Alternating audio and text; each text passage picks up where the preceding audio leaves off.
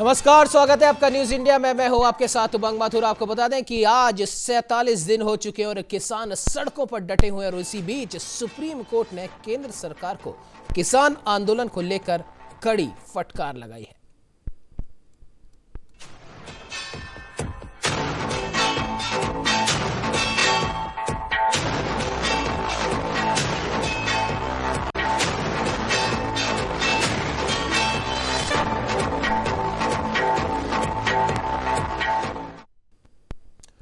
आपको बता दें कि किसान आंदोलन लगातार 47वें दिन से जारी है और नए कृषि कानून रद्द करने समेत किसान आंदोलन से जुड़े कई और मुद्दों पर सुप्रीम कोर्ट में सुनवाई हुई। सरकार के रवैये को लेकर कोर्ट का रुख काफी कड़ा रहा। किसान आंदोलन से जुड़ी याचिकाओं की सुनवाई करते हुए केंद्र सरकार को जमकर फटकार लगाई गई। अदालत ने कहा कि आंदोलन में किसानों की जान जा रही है और ऐसे में सरकार अभी इन कानूनों पर रोक लगाएगी या फिर अदालत ही आदेश जारी करे। Chief justice S A Bobde ने सरकार से कहा कि कृषि कानूनों पर आपने रोक नहीं लगाई तो हम लगा देंगे। इस मामले को आप सही तरीके से हैंडल नहीं कर पा रहे और हमें ही अब कुछ एक्शन लेना पड़ेगा। सुप्रीम कोर्ट ने इस निर्णय को अब कमेटी के हाथ में सौंपने का फैसला लिया है और मंगलवार को कमेटी की रूपरेखा तय की जा सकती है।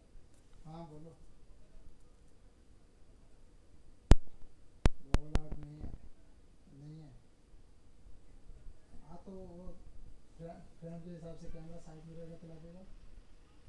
कैमरा साइड में है, फ्रेम के हिसाब से साइड में कैमरा। तो आपको बता दें कि नए कृषि कानून रद्द करने समेत किसान आंदोलन से जुड़े और भी मुद्दों पर सुप्रीम कोर्ट में करीब 2 घंटे तक सुनवाई हुई और सरकार के रवैये को लेकर कोर्ट ने काफी नाराजगी जताई। Chief justice S A Bobde ने सरकार से कहा कि कृषि कानून पर आप तो रोक नहीं लगा रहे तो क्या हम लगा दें। इस मामले को आप सही तरीके से हैंडल नहीं कर पा रहे और हमें ही कुछ एक्शन लेना पड़ेगा। एंकर का आई लुक इधर है, ठीक है, क्रोमा का हिसाब से फ्रेम बनाएगा तो इधर आएगा।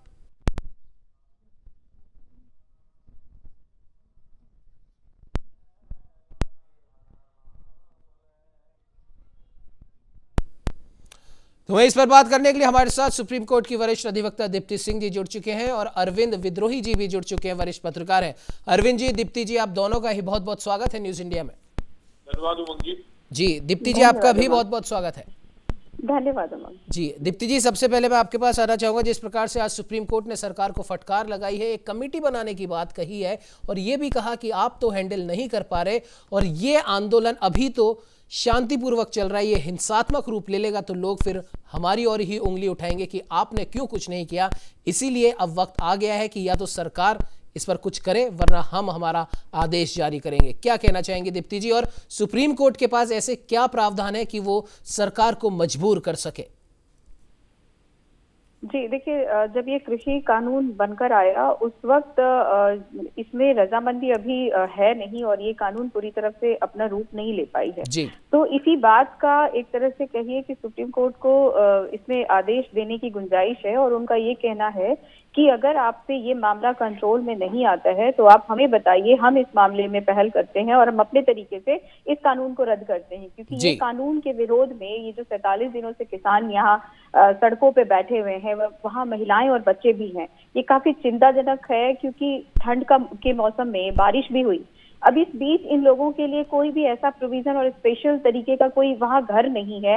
नीचे आप छत तो दे रखा है, वहाँ पे टेंट लगा हुआ है, लेकिन नीचे जो पानी जिससे कि उनके रात में सोने का, और काफी दिनों तक ये बारिश होती रही जिसकी वजह से उनके वहाँ के लाइफ अस्त व्यस्त हो गए। अब जिससे किसान काफी दुखी है, कुछ किसानों की तबीयत खराब हो रही है, किसी की जान जा रही है, तो इस पे जरूर चिंता जताने की तो विषय है। और इसकी वजह से सुप्रीम कोर्ट का जो रुख है काफी कड़ा रहा है और सरकार के जो हमारे वकील हैं मिस्टर हरीश साल्वे, उनको काफी जोर की फटकार पड़ी है कि अब आप लोगों से अगर कंट्रोल नहीं हो रहा है तो आप बताइए, फिर हम लोग ही कंट्रोल कर लेते हैं और हम ही सुप्रीम कोर्ट है तो हम अपनी तरीके से इसको नियम को बताते हैं और हम इसको बताते हैं कि इस तरीके के नियम क्यों बुरे हैं और क्यों इसको लेकर आप लोगों को अभी तक संजीदगी से इसको सोचा नहीं, विचार नहीं किया है। ऑफ कोर्स ये हमारे देश की बात है, हमारे देश के किसान हैं, अन्नदाता हैं और इनके लिए अभी तक हम लोग सोच रहे हैं। जब वो खुश नहीं है, नाराज है, तो इसको लेकर आप अपनी मर्जी से कैसे कानून बना सकते हैं? आप लोगों ने किसको बुलाया था? किस किसान के कमेटी आई थी हमारे साथ इस कानून को के बारे में बात करने के लिए? किसी से बिना पूछे अगर आप लोगों ने ये कानून बनाया है तो इस कानून को उसी तरीके से हटाइए भी। तो आज जो रुख रहा है वही करीब 2 सवा 2 घंटे के सुनवाई में जिस तरीके से सुप्रीम कोर्ट ने फटकार लगाई और पहल करते हुए कहा है कि इसको जल्दी से कंट्रोल करिए, इसको जी। अगर आप लोग कंट्रोल नहीं कर पाते हैं तो कहीं ना कहीं फिर इसमें हमें पहल करके अपने तरीके से काम करना होगा। और निश्चित तौर पे कमेटी बनाने की बात चल रही है, देखते हैं अगर वो किसान कमेटी बन जाती है तो ये सरकार के से बातचीत करेगी और बाकी फिर इतने सारे जो हमारे अन्नदाता हैं जो सड़कों पे बैठे हैं उनको रिलीज किया जा सकेगा।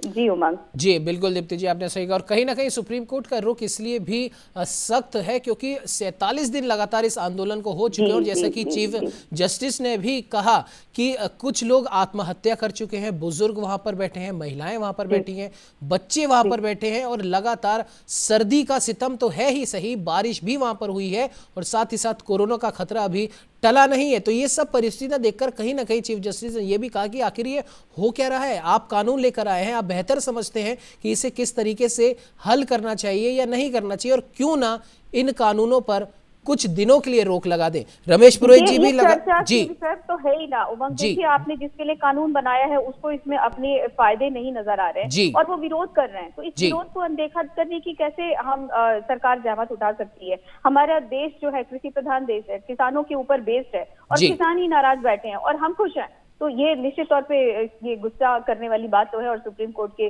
रुख को कड़ा करने की जरूरत पड़ी है। तो कहीं ना कहीं सवाल का यहाँ सरकार के कार्य करने के शैली पे हुआ है। जी बिल्कुल दीप्ति जी, बिल्कुल सही कहा आपने। और कहीं ना कहीं सरकार के ऊपर तो सवाल उठना लाजमी है भी सही, क्योंकि इतना लंबा वक्त हो गया और अभी तक कोई समाधान नहीं निकला है। 15 जनवरी को एक और डेट डिसाइड हो चुकी है कि अब फिर से 15 जनवरी को बातचीत होगी। खैर अरविंद विद्रोही जी, आपके पास मैं आना चाहूंगा। जिस प्रकार से सुप्रीम कोर्ट ने आज फटकार लगाई है सरकार को, लेकिन क्या आपको नहीं लगता कि कहीं ना कहीं सुप्रीम कोर्ट की इस फटकार के बाद भी काम तो सरकार का ही हल हुआ है, क्योंकि एक कमेटी बनाने की बात खुद गवर्नमेंट ऑफ इंडिया भी कह रही थी और वही बात सुप्रीम कोर्ट ने भी कह दी है। क्या कहना चाहेंगे विद्रोही जी? उमंग जी, सबसे पहले तो आज के दिन जो है मैं स्वर्गीय लाल बहादुर शास्त्री जी जो हमारे देश के प्रधानमंत्री रहे, जिन्होंने जय जवान जय प्रधानमंत्री रहे, जिन्होंने जवान जय किसान का नारा दिया, उनकी पुण्यतिथि है। उस अवसर पर उनको सादर जो है अपने श्रद्धा सुमन जो है अर्पित कर रहा हूं। और आगे बात, चूंकि आज शास्त्री जी की पुण्यतिथि भी है और आज एक किसानों से जुड़े हुए, सरकार से जुड़े हुए मामले पर सुप्रीम कोर्ट में जो है एक बहस हुई, जिसमें सुप्रीम कोर्ट ने तमाम बिंदुओं पर सरकार से सवालात किए, किसानों से भी। इसी बात में, फटकार की बात में किसानों से भी न्यायालय ने पूछा है कि क्या आप न्यायालय के हम पर विश्वास रखते हैं। महिलाओं और बच्चे क्यों शामिल है, वो भी सवाल उठा है। तो ये जो सुप्रीम कोर्ट ने सवाल पूछे हैं, महिलाएं और बच्चे किसानों के हैं या किसी के हैं, तो अगर वो आंदोलनरत होंगे तो परिवार के जन भी शामिल हो जाते हैं। ये सुप्रीम कोर्ट को भी समझना चाहिए, ये लोकतंत्र है और जो एक सरकार का पक्ष है वो सरकार रखेगी और रखी रही है। जैसे इसकी बात की बिल आपने कैसे किससे पूछ के पार किया, जो भी कानून बनता है वो देश के नागरिकों के चुने हुए प्रतिनिधि बनाते हैं। तो जो संसद ने, सांसदों ने बनाया, सदन ने दोनों बनाया, अध्यादेश आया, वो भारत की संवैधानिक व्यवस्था के तहत आया। और सुप्रीम कोर्ट में जो बहस हुई या फैसला जो आएगा, कि कोई भी फैसला आए, चाहे वो आंदोलन किसानों के पक्ष में आवे, चाहे सरकार के पक्ष में आवे, और तमाम समर्थन जो किसान कर रहे हैं उनके पक्ष में आवे, जो भी फैसला आवे न्यायालय का वो स्वीकार्य होना चाहिए। उमंग जी, हमको आपको ये भी ध्यान देना होगा कि वे कौन शक्तियों को, चाहे वो न्यायालय हो और चाहे वो सदन हो, उनको चुनौती देते नजर आ रहे हैं। मनमाफिक फैसला ना आने पर आप किसी को भी कटघरे में कर देना। तो अभी तो जो न्यायालय, एक और बात आज के बात में देखिए कि जो न्यायालय ने किसान, जो आंदोलनरत किसान है, उनसे पूछा कि क्या आपको न्यायालय पर भरोसा है। हमने देखा है पहले भी कि माननीय न्यायालय के फैसले पर कुछ लोग उंगली उठाते हैं कि ये तो गलत आ गया। हमने पीछे अयोध्या के श्री राम जन्मभूमि आंदोलन के फैसले पर तमाम नाखुशी लोगों की देखी। तो ये परंपरा बंद होनी चाहिए। हम संवैधानिक व्यवस्था में है, हमारे पास विरोध का, प्रदर्शन का, अपनी आपत्ति जाहिर करने का और यहाँ तक कि सरकार को बदल देने का अभूतपूर्व हमको अधिकार है और न्यायालय जाने का अधिकार है। सरकार ने भी अभी पिछली बैठक में कहा था न्यायालय जाइए, न्यायालय में आज सुनवाई हो रही है। और तो न्यायालय के फैसले पर सरकार हो, चाहे आंदोलनरत किसान हो या तमाम संगठन जिन्होंने समर्थन किया है, सबको न्यायालय के फैसले पर, माननीय न्यायालय पर यकीन होना चाहिए, अपने सदनों पर यकीन होना चाहिए। और जो किसान हैं, आज मैं बाराबंकी के किसान का खबर आपको बताऊं, उन्होंने स्ट्रॉबेरी की खेती करके 1 बीघे में 6 लाख की फसल जो है उपजाई है। तो अगर किसान कुछ इस किसान बिल के खिलाफ आंदोलित होकर के दिल्ली बॉर्डरों पर डटे हैं, तो तमाम किसान अपने खेत में भी अपने परिवार का पालन करने के लिए, समाज को अन्न और सब्जी देने के लिए अपने किसान अपने खेती में भी डटा हुआ है जी।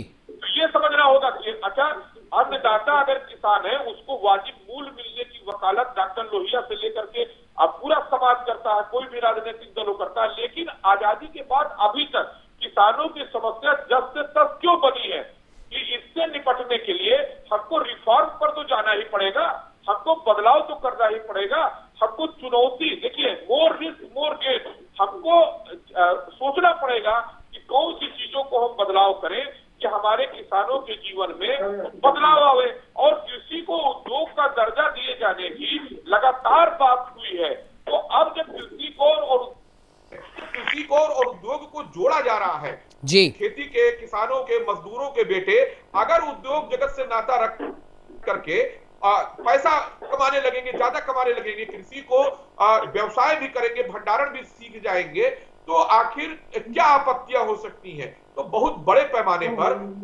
समाज को सोचना पड़ेगा, जिसमें किसान भी एक अंग है।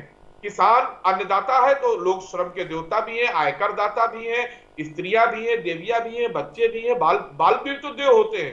तो यहाँ पर अहंकार और भ्रम किसी को नहीं होना चाहिए। सारे लोग जो अनाज खरीदते हैं उसका मूल्य देते हैं, कर देते हैं, तो पूरा ये समाज का ताना जाना सभी वर्गों से मिल के बना है। तो किसी वर्ग की उपेक्षा भी ना हो और सबके हितों की पूर्ति के लिए हमने एक सुंदर संविधान पाया है। उस संविधान में हमको अधिकार दिया है अपना नेता चुनने का, और नेता को फिर हम ही राइट देते हैं सदनों को कि आप कानून बनाइए। फिर न्यायालय हमारे पास बसता है कि अगर हमारे साथ सरकार अन्याय कर रही है तो न्यायालय जाए। तो इतने सुंदर ताने बाने को चुनौती देने वाली शक्तियों को नकारने का भी समय है। लोकतंत्र को भीड़ तंत्र में नहीं बदल देने की भी एक आज शास्त्री जी की पुण्यतिथि पर एक संकल्प लेने का समय है। उमंग जी, भीड़ तंत्र लोकतंत्र का पर्याय नहीं होता है।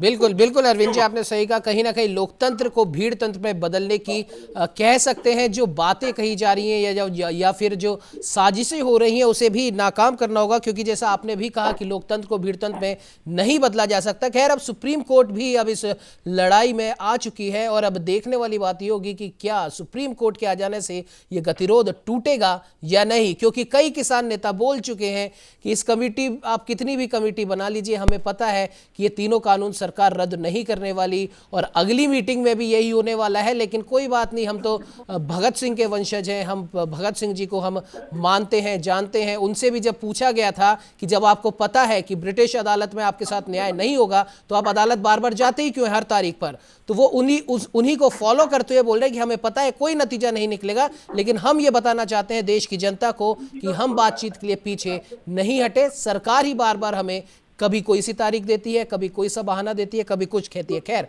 ये तो देखने वाली बात है कि अब ये गतिरोध आखिरकार कब टूटेगा। रमेश पुरी जी, आपके पास आना चाहूंगा। जिस प्रकार से सुप्रीम कोर्ट ने आज बीच में दखल दिया है, और क्या अब आपको लगता है कि अब ये गतिरोध टूट सकता है? रमेश जी।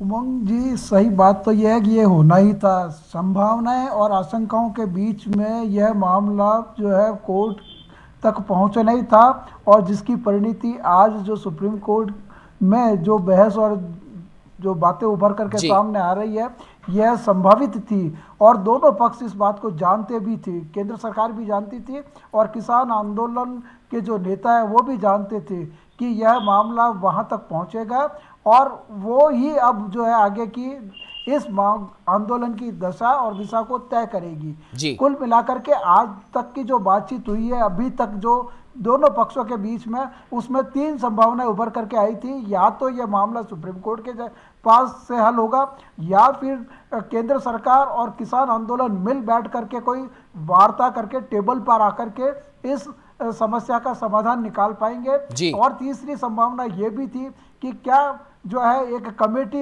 का गठन करके इसको ठंडे बस्ते में डाल दिया जाएगा। लेकिन और कुछ रमेश जी समर्थक माफ कीजिएगा, इसको बीच में ऐसे ही इंटरप्ट मैं रखेंगे। आपको कर रहा हूं। जो मैंने वार्ताओं के अरविंद दौर विद्रोही चलते जी से हुए भी यही सवाल पूछा था, उनसे भी यही राय जाननी चाहिए थी कि आपको नहीं लगता कि सुप्रीम कोर्ट का ये जो आज की जो फटकार है, अगर हम इसको बहुत अच्छे से पढ़े और समझे तो कहीं ना कहीं ये फटकार भी सरकार के ही काम आएगी आगे जाकर, क्योंकि सरकार पहले ही कह रही है कि ठीक है आप कमेटी बना लीजिए, आपको जिन जिन को शामिल करना है। अगर आपको यही आपत्ति है कि हमारे जो ये कानून बना था उसमें जो जमीन से जुड़ा हुआ जो व्यक्ति है, जो वाकई में जो हल चलाता, जो किसान है, उसको शामिल नहीं किया गया या उसके प्रतिनिधि को शामिल नहीं किया गया, ठीक है कमेटी बना लेते हैं। सरकार भी यही कह रही थी और सुप्रीम कोर्ट ने भी यही कह दिया। तो क्या आपको नहीं लगता कि काम तो सरकार का ही हल होगा इससे आगे जाके?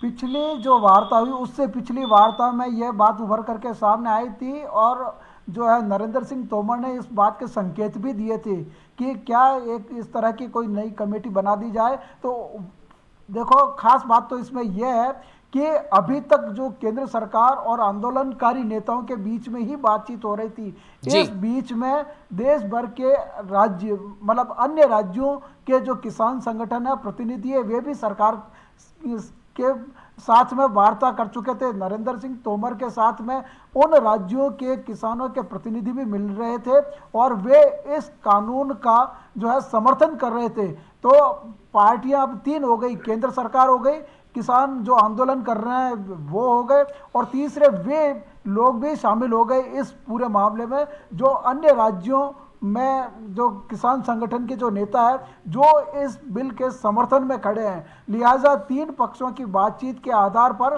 अब यह बातचीत होनी है और केंद्र सरकार ने पहले ही यह बता दिया था 2-3 वार्ताओं पहले कि अगर आप किसी टेबल वार्ता से कंसेंसस पर अगर नहीं आते हैं तो चलो एक कमेटी बना दी जाए, उसमें फिर सभी किसान संगठनों के प्रतिनिधि शामिल होंगे। यानी कि केंद्र सरकार और आंदोलनकारी जो नेता है उसके अलावा तीसरा पक्ष जो कि कानूनों का समर्थन कर रहा है वो भी इसमें शामिल हो गए।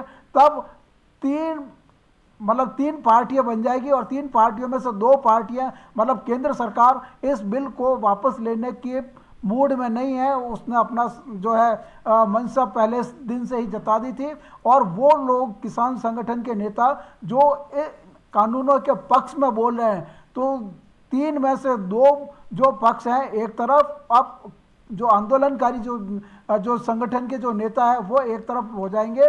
तो कुल मिलाकर के ये एक तरह से जो सुप्रीम कोर्ट में आज जो चर्चा हुई वह सही और जो एक निष्कर्ष की संभावना उभर करके सामने आ रही है कि एक कमेटी का गठन किया जाए और तब तक इन कानूनों को जो है साइलेंट मोड पे रखा जाए और बातचीत जो कमेटी का गठन होगा उसमें 2 और 1 साइड मतलब पक्ष बन जाएंगे।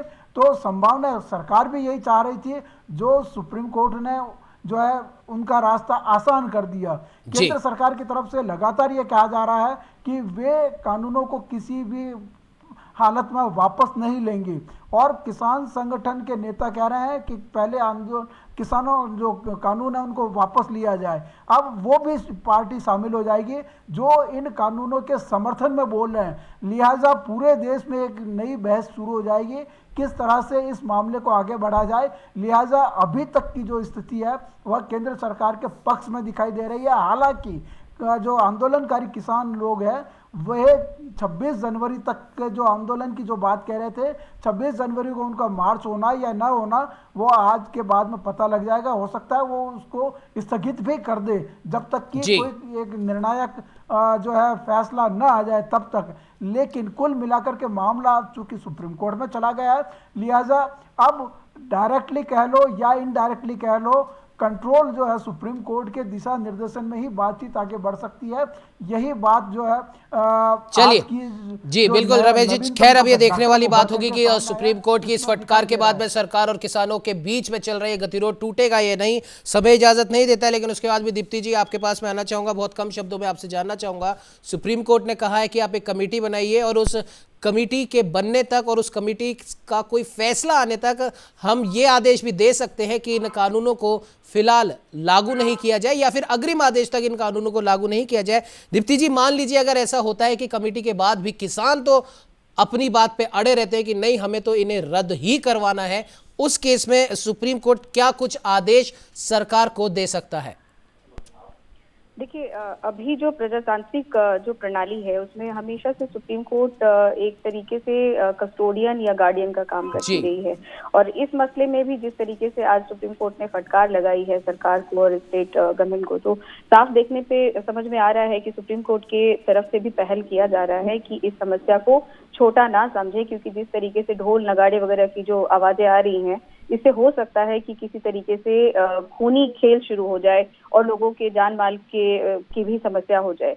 तो यहाँ पे ये देखने की बात आ रही है कि कमेटी की बात, अगर कमेटी अपनी बात अच्छे से रखती है और दोनों पक्षों को लड़ने के लिए तो वकील ही रखे जाएंगे, तो इस तरीके से समस्याओं का समाधान जैसे नॉर्मल किसी केस के तरीके से होता है वैसे ही अभी होगा। कमेटी होगी, उनके तरफ से जो वकील होंगे वो आएंगे और सरकार के वकील होंगे और आपस में इस तरीके से बातों को समझाने की एक पहल होगी। अदरवाइज तो आपको देखना समझ में आ रहा होगा कि पूरा हिंदुस्तान धीरे धीरे इस ये में इन्वॉल्व होता जा रहा है इस लड़ाई में। तो इसके इन्वॉल्वमेंट में वही भीड़ का शासन ना हो, प्रजातंत्र का शासन हो, जहाँ पे आपके प्रतिनिधि होने की जरूरत है। तो कमेटी तो चाहिए, वरना बिना कमेटी के एक व्यक्ति बोलेगा तभी सब सुन पाएंगे, सब बोलेंगे तो कोई नहीं सुनेगा। तो अभी यहाँ पे ये जरूरी है कि सबसे पहले तो ये फैसला लिया जाए कि एक कमेटी गठित करे और उसका एक प्रतिनिधि हो जो अपनी बात सुप्रीम कोर्ट के सामने रखे, जो क्लैरिटी के साथ रखे, जिससे सुप्रीम कोर्ट को भी अपना फैसला सुनाते वक्त कहीं ये ना हो, क्योंकि आज उनको ये पूछना पड़ रहा है किसानों से कि क्या आपको हम पे भरोसा है, तो कहीं ना कहीं ये भी एक सवाल है सुप्रीम कोर्ट के ऊपर। बहुत बड़ा सवाल है दीप्ति जी। ऊपर भी जी सुप्रीम कोर्ट की इंटीग्रिटी के ऊपर भी ये इशू उठा रहे हैं लोग कि कहीं सुप्रीम कोर्ट सरकार की तरफ से तो नहीं चलाई जा रही है।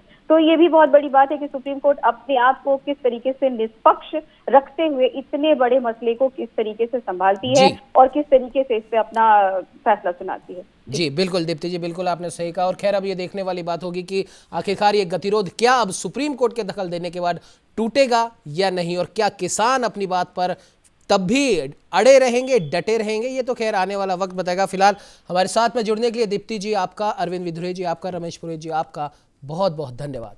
और सुप्रीम दखल के बाद में और सुप्रीम फटकार के बाद में क्या किसानों का ये आंदोलन अब खत्म होने की राह पर पहुंच गया है या फिर अभी इसमें और भी कई रोचक मोड़ देखने को मिलेंगे, ये तो आने वाला वक्त ही बताएगा। फिलहाल इस चर्चा में इतना ही। देश दुनिया की तमाम खबरों को जानने के लिए आप बने रहिए हमारे साथ और देखते रहिए न्यूज़ इंडिया।